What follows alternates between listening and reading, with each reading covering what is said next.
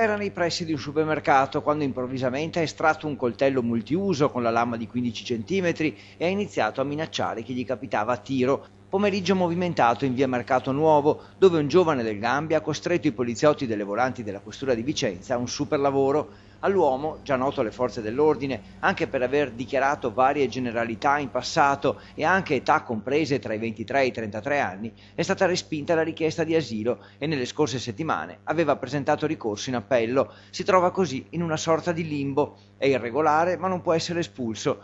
Gli addetti del supermercato, quando il giovane estrae il coltello, chiamano il 113. All'arrivo degli agenti si mostra sempre più agitato, minaccia un dipendente che cerca di fermarlo, poi fugge, scavalca una cancellata, cade sul cofano di una macchina e poi salta sul tettuccio dell'auto, danneggiandolo, ma ormai è accerchiato. Gli agenti riescono a disarmarlo e immobilizzarlo, ma anche una volta accompagnato in questura si fatica a ricondurlo alla calma. Scatta così l'arresto per resistenza a pubblico ufficiale e minacce aggravate.